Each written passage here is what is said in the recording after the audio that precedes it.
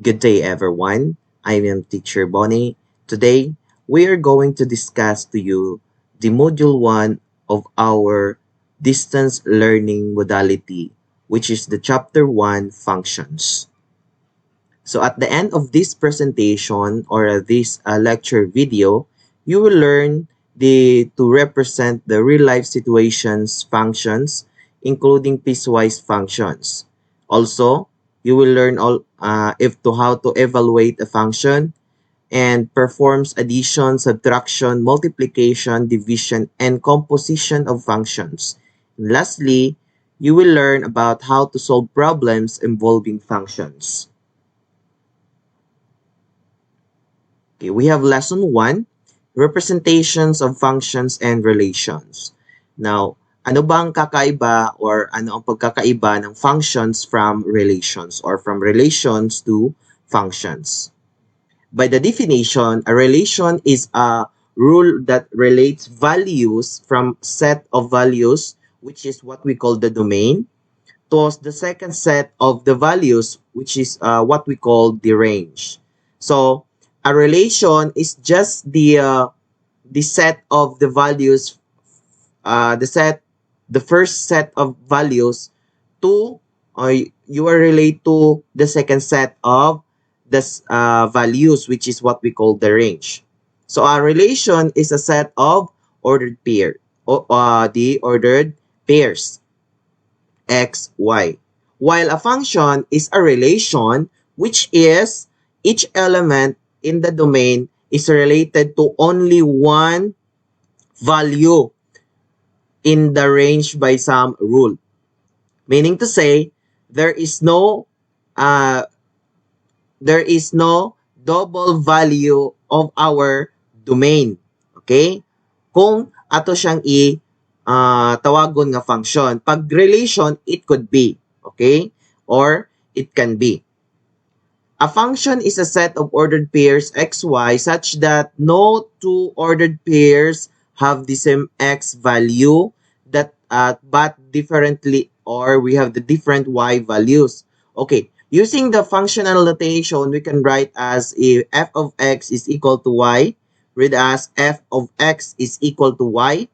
In a particular, if 1, 2 is an ordered pair associated with the function f, then we say that f of 2 is equal to 1. Now, ang function is, when we say in relation to the ordered pairs, function means to say there is no two ordered pairs having the same in x value. Meaning, walay magbalik-balik nga value nga x or domain. Mo ginato ang timan-an. Walay magbalik-balik nga value sa to ang domain in relate to the y values or our range. Okay, for example, which of the following relations are functions? Sa ating function ng f, so we have 1, 3, this is our domain, this is our range. So ato, di ba, ang functions dapat walay magbalik-balik nga domain. So dapat walay sa isa ka relation walay dapat magbalik-balik nga domain. So tanaw na to ang first ordered pair. We have 1, 3, which is 1 ang atong domain. 4, 1, which is 4, 2, 0, that is 2, 7, 2, that is 7. So atong tanawon 1, 4, 2, 7. So walay magbalik-balik nga value nato sa domain, meaning this is a function. Okay, the second relation G, we have 3, 2, 4, 4, 3, 3, 8, 9. So atong tanawon ang nagbalik-balik diri nga domain is 3 and 3. Okay, pag magbalik-balik na, that is not a function, that is relation. So not function. We have the relation H.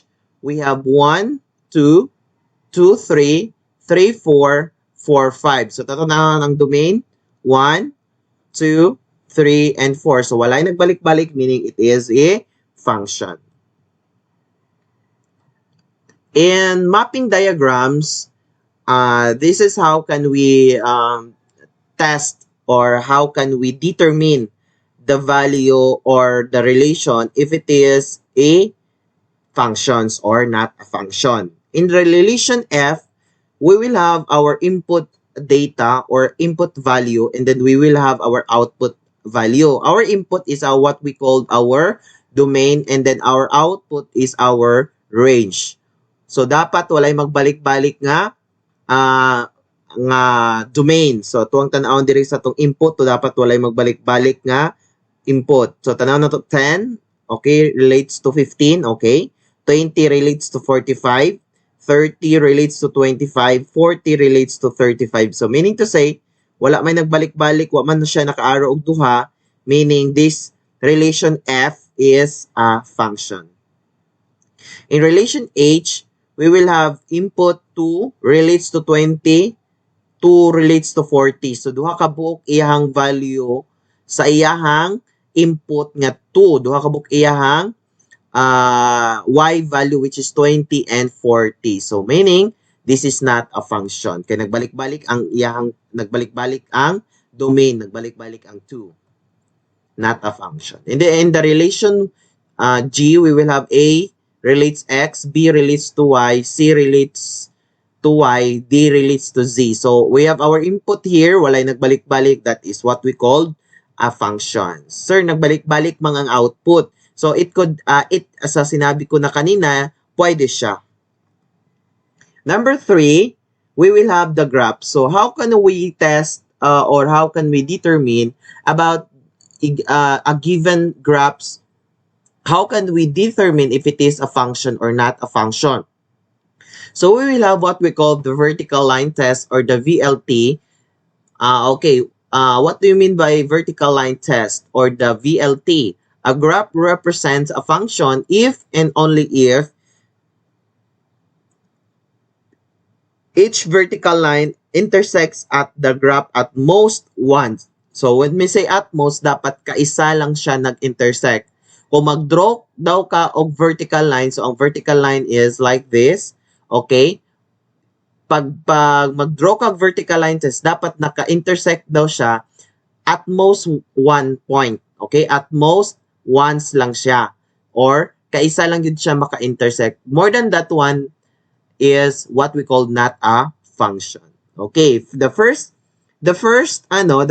graph, okay, test nato ni siya if it is function or not a function using the vertical line test. So, we draw a vertical line. Ayan. So, nag-intersect siya at isa lang ka point. So, this is what we call a function. Okay? This is function. The second graph now is we will draw a vertical line test or a vertical line. Ayan.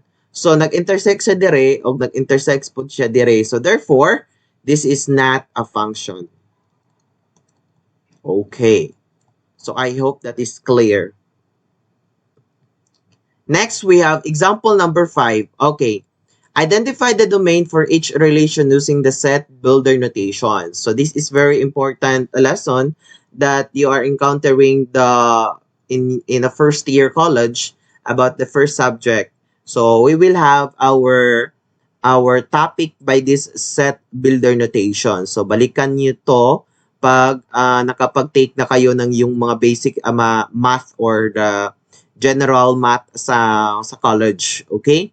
So, magianin nyo ni siya. Okay? So, letter A, y is equal to 3x minus 2. Pag ingani gani siya, pag about linear gani siya, linear equations, ayan, linear problems, dali ra kayo na siya pagkuha sa tuang domain. Okay, the domain of that one is the set of x.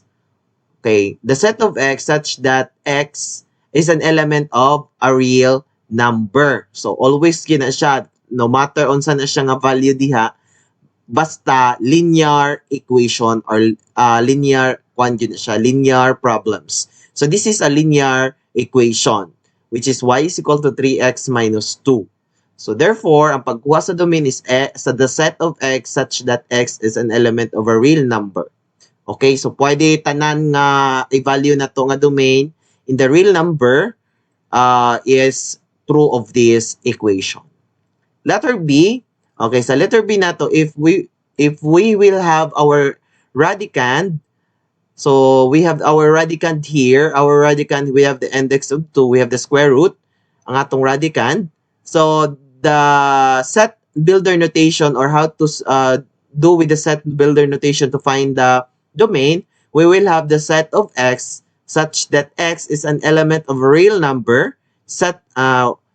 We have x greater than or equal to 4. So, kaning 4 na to, atong nasa nigikan. So, ang kaning sulod sa radicand, ato lang i-equate to 0. So, x minus 4 is equal to 0. X is equal to transpose natin, magiging positive 4. So, therefore, dire na to ibutang ng positive 4. Kung plus naman yan siya, so magiging negative 4 na siya. So, we have x greater than or equal to 4. So, mo ni siya inyuhang timan-an. Okay? So, as always ni siya, basta radicand. And then for rational equation, we will have look for the denominator as always. Tanawon lang ninyo kung unsay makapa-0 sa denominator, then unsa to makapa-0 sa denominator, mo to siya ibutang ninyo diari. Okay? So, we will have the x, we will have the set of x such that x is an element of a real number. We will have x is not equal to. So, as always ni siyang x is not equal to, kung sa may makapa-0 sa denominator, so we will have i-equate na to 0. So, x minus 1 is equal to 0. X is equal to, i-transpose natin, magiging positive 1. So, therefore, our x is not equal to 1. Kaya kung mag-value tag 1 dire, this equation will become a undefined. Okay? So, undefined. Pag 0 ang denominator, that is undefined. So, any real number divided by 0, that is undefined. Okay? Ang tawag na undefined. Pag 0 over 0, that is indeterminate. Okay? Ang tawag na is indeterminate. Okay? Pag 0 divided by real number, ang answer always equal to 0. So, example number 6. Give a function. Okay, ito na. May problem, tapos gagawa natin ng function. So, how can we do that? Okay, give a function c. So, ang pangalan nating function is c. So, dapat c of x tayo ha. Kasi ang function natin is c. Pero nagdepende sa c of what? So, may x dito, so c of x. So, ito na. Give a function c that can represent the cost of buying X meals. So, how many, determine siya sa how many meals, okay? X meals. We do not know how many meals. So, we can write at X meals. If one meal cost 40 pesos, okay, so paano na yan? So, C of X, which is X is the number of meals or the cost of meals. So, we will have our C of X is equal to, so by how many meals, we have each meals daw is cost 40 pesos. So, we have how many meals times the 40 pesos of each meal. So, that is our function is C of X is equal to 40 times X. To determine the how much or how much cost if he buys, for example, he buys 4 meals. So, that is 4 times 40 times how many meals nga iyang gipalit, which is upat ka buok. So, 40 times 4, that is 160. Okay? Okay, we go to the piecewise function. Now, piecewise functions is just a functions with a multiple of determined functions. So, for example, para mas dali na to masabtan, for example, a user is charged 300 pesos monthly for a particular mobile plan, which includes 100 free text messages. So, kung ang monthly nga yung bayaran is 300 pesos, nada siya inclusive, we have 100 free text messages anang 300 pesos nga monthly. Okay, messages in excess of 100, masubra daw sa 100, taga-subra daw sa 100, are charged 1 pesos each. So meaning to say, pag masubraan ng 100 ang iyang text, na siya ay an additional charge. Okay. So represent the monthly cost for test messaging using the function T of M, where M is the number of messages sent in a month. So do we have our solution here? So the cost of text messaging can be expressed by the piecewise function. We have T of M is equal to 300 yang mabayaran if we will have our M is greater than 0 but less than or equal to 100. Muna iyang giingon atong first statement. 300 iyang mabayaran kung up to 100 messages lang iyahang masend dapat. Pero kung masubra gani siya, so 300 plus M. M here is the number of messages. So, kung ang iyang messages nga na-send is more than 100, so, ang iyang bayaran is kani iyang gamiton nga function. We have 300 plus M kung ang M nato is greater than 100. For example, 125. So, greater than sa 100 niya is 25. So, i-add lang nato. 300 plus 25 muna iyang bayaran iyang mabayaran into particular month. So, anaon na siya paggamit ang piecewise function. Nagdepende kung unsa ang iyahang indications sa problems or unsa iyahang gihatag nga problem nga imong magamit dito sa imuhang equation. Okay, we have lesson 2, evaluating functions. So, madali lang ito.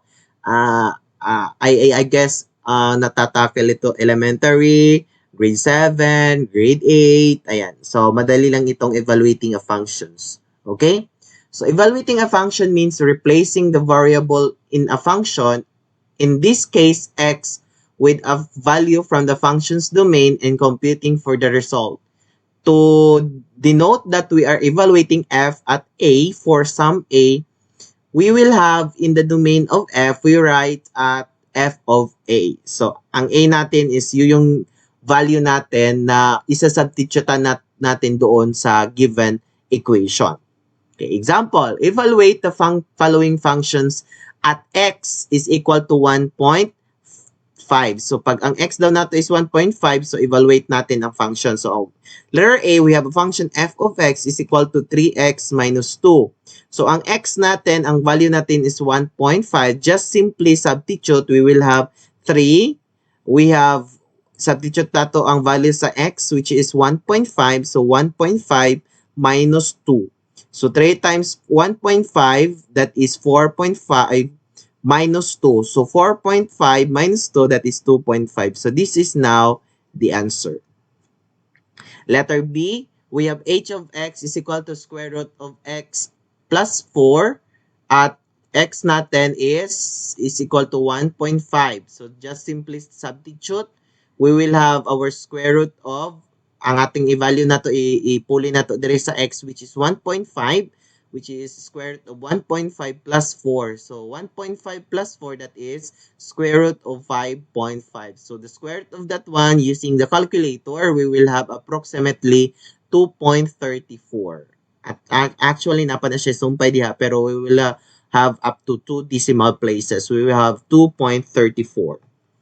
Letter C, r of x is equal to 2x plus 1 over x all over x minus 1 at x is equal to 1.5.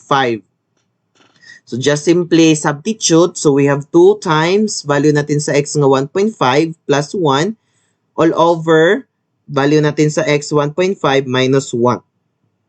We will have 3 plus 2 times 1.5, that is 3, plus 1 all over 1.5 minus 1, that is 0.5. So 3 plus 1, that is 4. And then over 0.5. And then 4 divided by 0.5, we will have 8. So the answer is 8. Letter D, we have T of the GIF of X plus 1. GIF ang tawag nito. So tingnan natin yung GIF. Pag nakasiling dalawa kasi yan, so ceiling at saka floor. So pag ceiling natin, yun yung nasa taas yung symbol natin. Pag ceiling, sorry. Ganyan yan siya.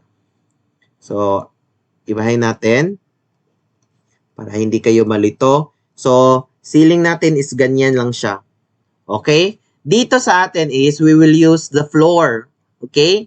So, pag ang floor natin is we will have our number. So, yun yung floor natin ang gagawin. For example, ito. GIF of x plus 1. So, ang GIF of x natin is 1.5 which is i-substitute lang nato ang x. We have x is 1.5. So, pag 1.5 natin, ang floor ana is 1. And then, ang iyang ceiling ani is 2. Okay? Because na siya sa 1 to 2. So, ang 1.5 is na dire 1.5. So, kung unsa man ang floor niya o ang iyang ceiling, that is our answer. Pero diari, we will have our floor of our GIF. That's why ang GIF of 1.5 is 1. Kaya kung nana sa babaw, ang GIF sa 1.5, that is 2. So, nagdepende siya sa iyahang symbol. So, tanaw ninyo. So, diari, ang GIF niya is floor man siya. So, 1.5, ang floor sa 1.5 is 1. So, that is 1 plus 1, which is 2. This is the correct answer.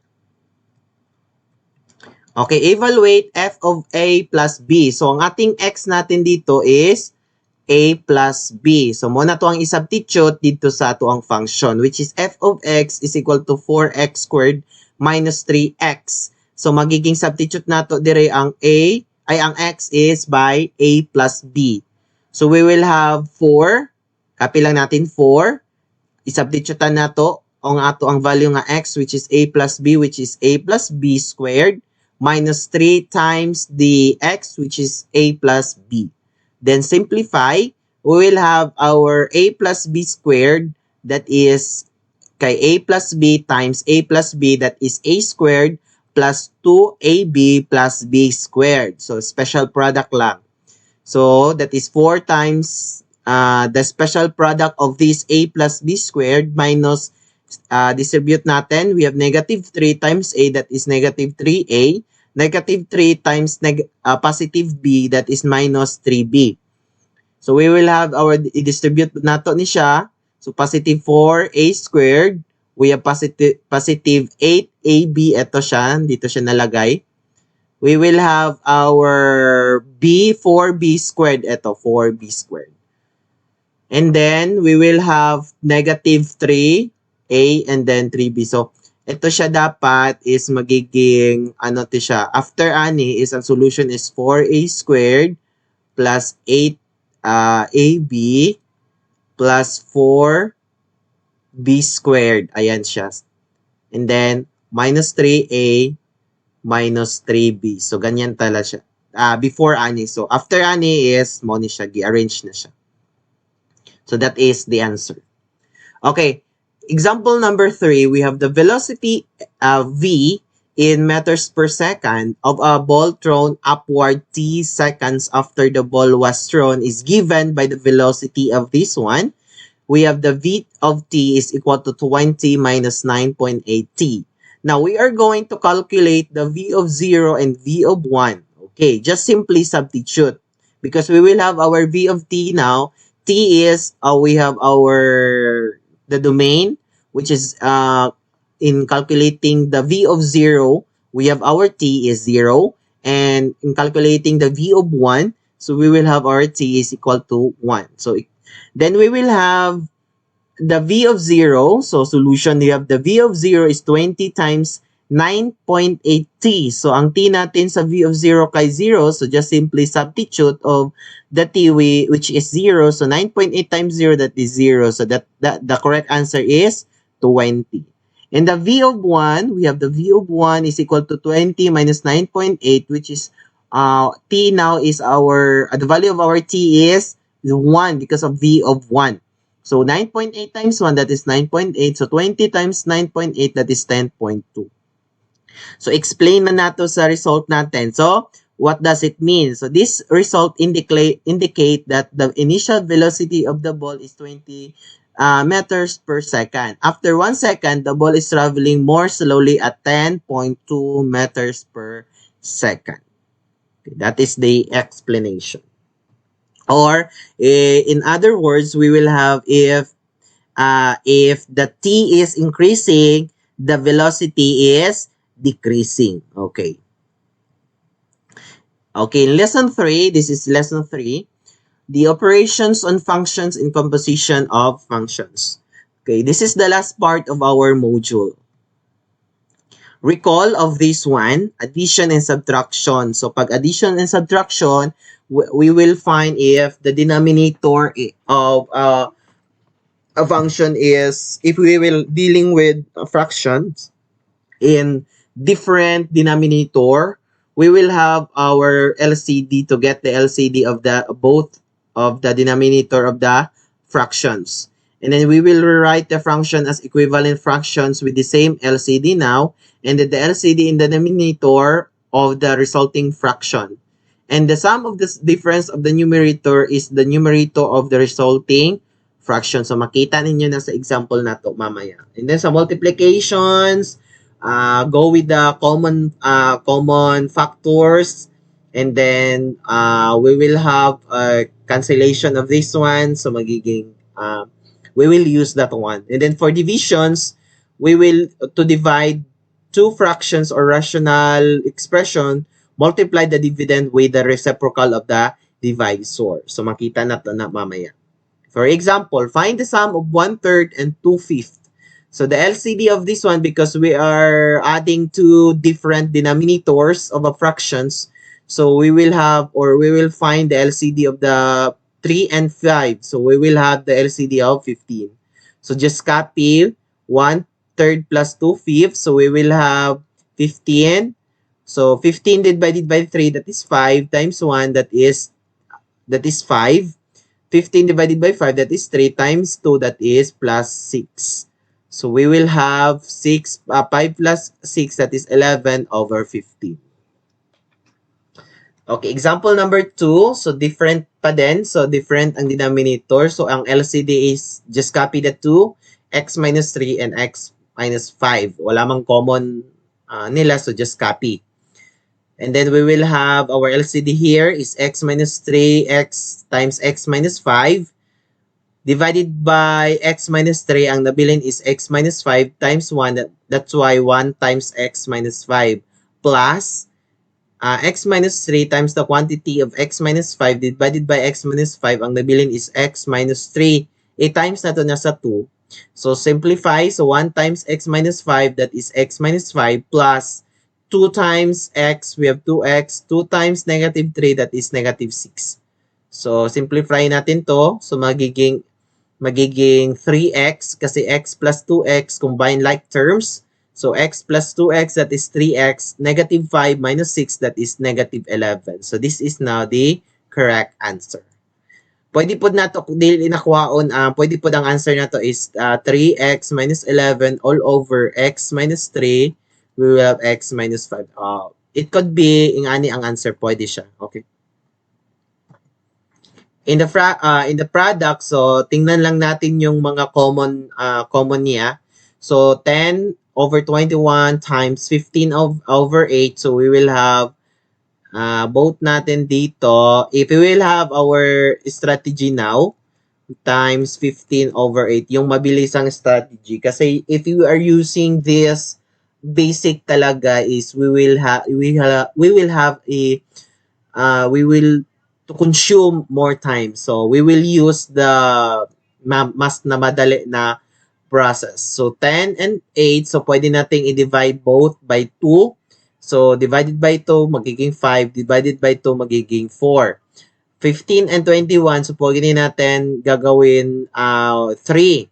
So we will have 3, 15 divided 3, that is 5, and then 21 divided 3, that is 7. So atong multiply ang nabilin, so we have 5 times 5, that is 25 over 7 times 4, 28. So this is now the answer. So mas mabilis kaysa i-factored i-factored pa natin per ano. So pag marami na siyang multiplication, we will not going to have our correct answer very na mas madali. Okay? So, find the product of this one. So, factored natin ang pwede ma-factored. So, ang factored ani is kani siya. And then, ang factored ani is kani siya. factored ani is kani siya, and then factored ani is kani siya. So, then, cross-multiply or numerator, both denominator, i-cancel ang common. So, cross lang siya, and then, pwede sa ubos ang pwede mo-cancel. Dili pwede ang numerator to numerator, then denominator to denominator, bawal na siya, i-cancel. So, cross lang ta or sa numerator, denominator. Okay? We will have x minus 1. Ito, wala ta. X minus 5. Ito, cancel natin. X minus 2. Ito. Then, x minus 3. Wala. So, ang nabilin is, we have x plus 1, then x minus 3, and then x minus 1, and then x plus 2. And then, simplify. Multiply natin yan to get the special product. So, we will have x squared minus 2x minus 3 all over x squared plus x minus 2. So, this is now the correct answer. Okay, in division, same as, ang sa client sa division lang is ato ang baliktad ning dividend natin. So, then proceed to multiplication. So, kani siya atong i-reciprocal. Take the reciprocal of this one. So, magiging ang denominator, magiging numerator, and then atong numerator is magiging denominator. Then, proceed to multiplication. Then, same pa din ang process natin sa multiplication. So, we will have factored natin. So, ito yung mga factored niyan. Okay? So, pag humanan yung factored, so i-cancel lang, pwede makancel. So, 2x minus 3, wala. X plus 2, ito. Cancel. 2x minus 5, ito. 2x minus 5. X minus 4 is pwede. X minus 4, x minus 4. Okay. So, ang nabilin is 2x minus 3 all over x plus 1. So, that is the correct answer. Okay. In the functions, we will use that concept as the same. But we are dealing with the function, so we use these notations in additions. Kung addition siya, so just add the two functions. Pag subtraction, just subtract the two. Okay, so careful lang ta diari sa subtractions, no? Kasi may mga rule tayong susundin dito. Sa product, same as you can multiply the two functions.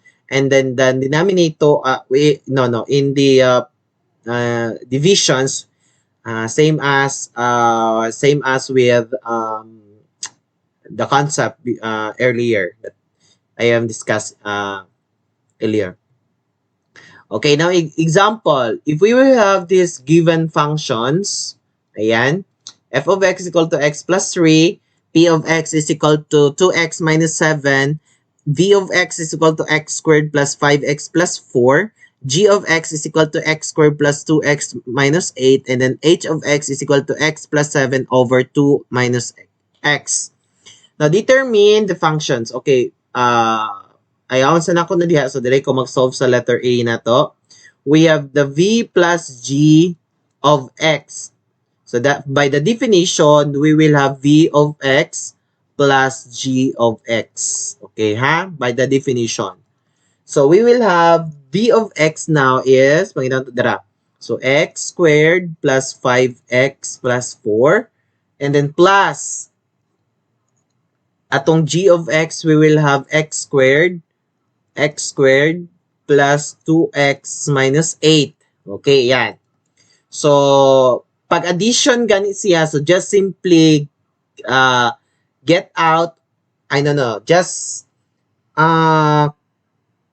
kuhaon lang nato ning mga parentheses. So, just simply x squared plus 5x plus 4 plus x squared plus 2x minus 8. And then, combine like terms. So, i-combine ang like terms. So, x squared, magiging 2x squared. 5x, o ang 2x. So, plus 5x plus 2x, that is plus 7x. Plus 4x, o minus 8, that is minus 4 kasi mas malaki yung 8. So, may magdala sa sign. Okay? So, positive 4 minus 8, that is negative 4. So, this is now the correct answer. For letter B, para makita ninyo, giyon sa napagkuha, so just simply f times p of x. By the definition, we will have f of x times p of x. So, we will have f of x natin is x plus 3. Ang ating p of x is times 2x minus 7. So, just multiply using the FOIL method. Okay? Kung nakainomdom pa mo ng FOIL method. You have the first we have the first term. First term, we have the FOIL. First term of the first term, we will have x times 2x, that is 2x squared. We will have the outer. We have first and the outer. We have x times negative 7, that is negative 7x. And then we have the inner. We have x, both inner. We have positive 3. Sorry. We have positive 3 times positive 2x, that is positive 6x. And then we have the last term. We have 3 times negative 7, that is negative 21. Then, combine like terms, we have 2x squared. Ang x squared natin, wala may kauban, so just copy it. And then, 7x, o ang x natin, we have 7x, a negative 7x plus 6x, that is negative x, or a negative 1x, or negative x. And then, copy, we had negative 21. So, this is now the correct answer. Okay, we have example number 6, same as letter C. So, f plus h natin of x. So, i-plus lang natin siya. So, magiging, ang ating, by the definition, we will have f of x plus h of x. So, we will have x. Our f of x, we have x plus 3. And our h of x is x plus 7 over 2 minus x. So, get the denominator, which is, this is as 1. And then, denominator vinculum na siya. This is over 1. So, ang ilahang LCD is 2x, which have 2 minus x divided by 1 times x plus 3, magiging x plus 3. And then we have 2x, 2 minus x divided by, we will have divided by 2 minus x, that is 1 times 1 plus 7, that's why x plus 7. And then we will have, magiging ganito na siya. So, we will have, ito, i-multiply natin to using FOIL method. Magiging ganito siya. And then, plus x plus 7. So, ito siya. So, we will have this one in combined like terms. So, x squared. So, negative x squared. And then, x plus x. Negative x plus x, that is 0. Okay, wala. And then 7, 6, that is 13. So, positive 13. Ito siya. And then, rewrite that one. So, x squared minus 13 over x minus 2. So, this is the correct answer. For letter D, we will have the p minus f of x. By the definition, that is p of x minus f of x. Just simply substitute, magiging 2x minus 7, parenthesis minus x plus 3. Okay, in the subtraction, we will have this rule or yung kailangan natin dito sa subtraction is pag mawala na ning ato ang parenthesis, so we will have to get that parenthesis, we will have 2x minus 7 minus, then change the sign, all of the sign here in the second function. So, magiging negative x na minus 3. Then, combine like terms. So, x natin and 2x. So, 2x minus x, that is x. Kaya dako, positive atong gidala kay dako man ang 2x kaysa x. Then, negative 7, negative 3, that is negative 10. Okay, this is the correct answer. Then, for letter E, we will have this one, v of x, v divided by g of x. By the definition, we have v of x all over g of x. So, we will have our v of x here, the x squared plus 5x plus 4. And then, our g of x now is x squared plus 2x minus 8. And then, factored, ang pwede ma-factored. And then, i-cancel ang pwede ma-cancel. So, x plus 4 and x plus 4. Ang nabilin is x plus 1 over all over x minus 2. Pwede din siya is x plus 1 all over x minus 2. And then, this is now the correct answer. In the composite function natin, so the composition of a functions of G. So, ang tawag, ang sa pagbasa ani is of G or of. Okay? Or composite ang pagtawag ana siya. Okay? Composite is defined as f of G, or shall we say the f composite G of x is equal to f of G of x. This means that f of x is composed of the function G of x. In other words, the variable x in f of x will take on the value of g of x. So, bali, gagamitin din natin yung concept natin sa in evaluating a functions. Okay? So, asa to ang isulod o nga to ang sudlanan. Okay? So, dire, kung ingani siya pagka-define, ang atong sudlanan is ang f of x or ang f function. And then, ang atong isulod ang g of x nga function. Okay? Pag ingani siya, okay, pag ingani siya ang ato ang composite function. Again, mo ni ato ang sudlanan ang f ang naguna, sudlanan nato na ang atong isulod ang g of x.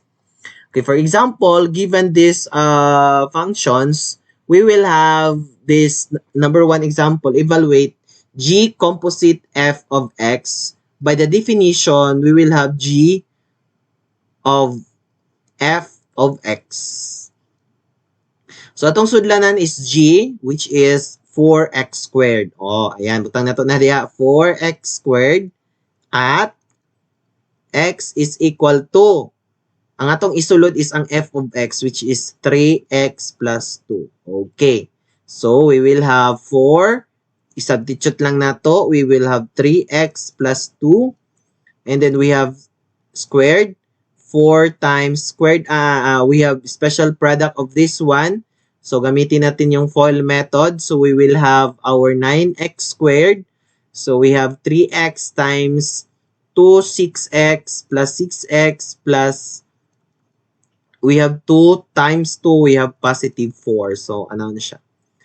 Okay, to get the special product of this one. And then, we have 4. I-distribute natin 4 times 9x squared, that is 36x squared. Ito is magiging 12x na to.